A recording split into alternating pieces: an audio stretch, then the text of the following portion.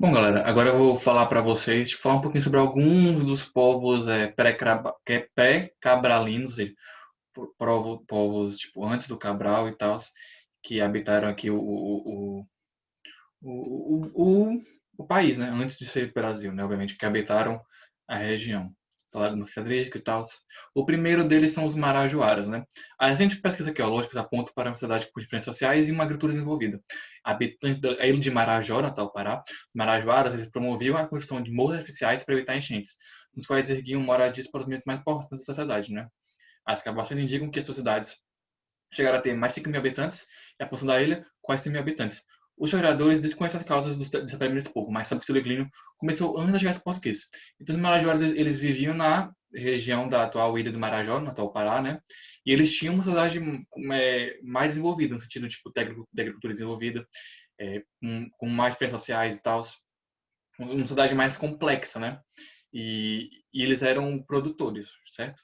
E uma coisa que define muito eles é a parada da arte, que a arte de Marajoara é uma das mais destacadas e conhecidas manifestações culturais da cidade indígena no Brasil. Sua importância ela reside no fato de ser considerada a mais antiga das artes cerâmicas do Brasil e uma das mais antigas das Américas.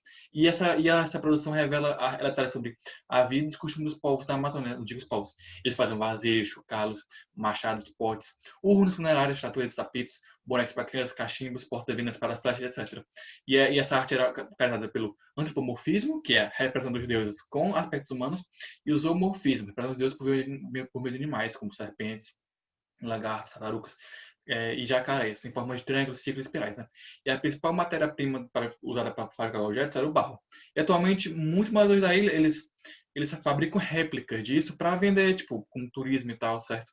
E isso é uma coisa bastante importante de falar, a parada da arte marajoara, é que às vezes existe uma tentativa, existe tipo um conhecimento de que pelo fato dos povos indígenas do Brasil não terem se agrupado em, sei lá, impérios, em grandes nações como, sei lá, os povos maias ou então a civilização maia ou os povos astecas assim, que os povos indígenas não tiveram suas não eram entre aspas avançados, né? E coisas como a arte marajoara revelam justamente que não é porque você não precisa ter tipo impérios gigantes para desenvolver coisas, para ter arte, ter cultura, ter suas crenças, desenvolver agricultura e tal. E eles tinham uma arte bastante é, diversificada, bastante antiga também. Isso é uma prova de que havia assim muita cultura, havia assim muitas coisas muito interessantes sobre os povos indígenas que viviam no Brasil, certo? Passando para o próximo povo, são os Yanomamis, né? Você pode já ter ouvido eles nos jornais e tal. Esse povo ele é constituído por diversos grupos, divididos em quase 230 comunidades nas 28 e formados por um ou mais malocas, que terão nome de aldeia, com 30 a cerca de pessoas cada uma, que ainda vive né, no oeste de Roraima, norte da Amazônia e na Venezuela, que habita a floresta amazônica e que tem muita biodiversidade. Né? E a população dos Yanomamis no Brasil, em 2011, era por volta de 35 mil pessoas, certo? E desde o século XVIII a referência dos Yanomamis. Embora esse índio tenha sofrido do mundo ocidental, eles mantêm o seu patrimônio cultural resguardado, né?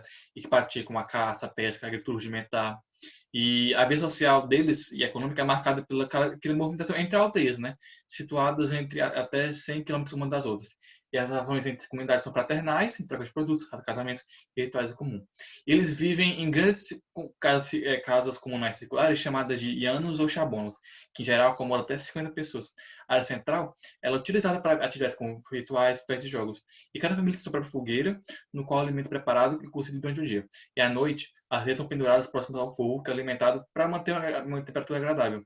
Os Yanomamis acreditam na igualdade das pessoas e cada comunidade é independente uma das outras e eles não reconhecem chefes, assim, no sentido de ser uma pessoa de líder e tal. E as decisões são tomadas por consenso após longos debates. E como a maioria das tribos amazônicas, as tarefas são divididas de acordo com o sexo, né? Os homens caçam animais, como queixadas, ancos, veadas e macacos, que muitas vezes usam coelho para envenenar suas presas, e as mulheres são encarregadas das roças, no qual cultivam em torno de 80 produtos, que correspondem a 80% dos alimentos, né?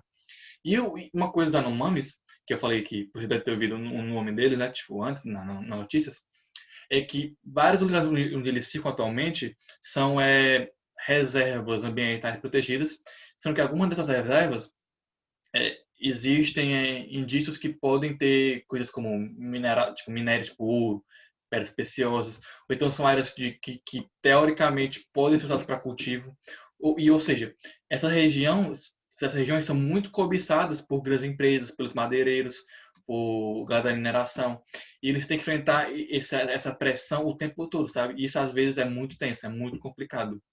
Eles sofrem muitos ataques por causa disso, certo? É um dos povos que mais sofre ataque atualmente, tipo, dos indígenas, assim, em relação a ataque às suas áreas que são deles, né?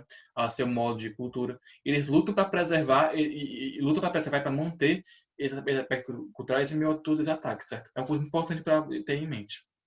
E mais um dos povos, esse é um povo mais antigo, né? O Yanomami é um pouco mais atual e esse dos Guaranis é um pouco mais antigo. São os Guaranis, que é um povo de língua da família Tupi-Guarani, na época das chegadas europeus. Vivia nas regiões entre os rios Uruguai e Guaçu-Paraná, a leste do Rio Paraná, ou seja, lá no sul do Mato Grosso do Sul, oeste de São Paulo, Paraná, Santa Catarina, mais para o sul, né?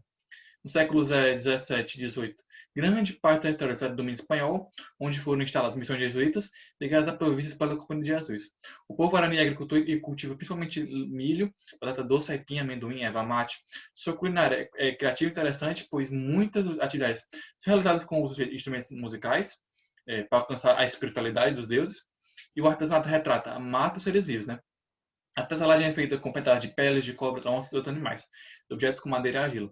E duas figuras importantes na organização das tribos são o pajé e o cacique. O pajé é o sacerdote da tribo, pois conhece todos os rituais e recebe as mensagens dos deuses, e é também o curandeiro, pois reconhece todos os chás e as ervas para curar doenças. É ele quem faz o ritual da pagelança, que evoca os deuses da floresta e dos ancestrais para ajudar na cura. Já o cacique faz o papel de chefe, pois organiza e orienta os índios. As populações guaranis contemporâneas, elas vivem em pequenas reservas, né? Em beiras de rodovias ou habitam ainda esparsos geograficamente isolados. E suas principais atividades econômicas são a confecção e a venda do artesanato, e a coleta de raízes, ervas e frutos silvestres, e o plantio das sementes tradicionais.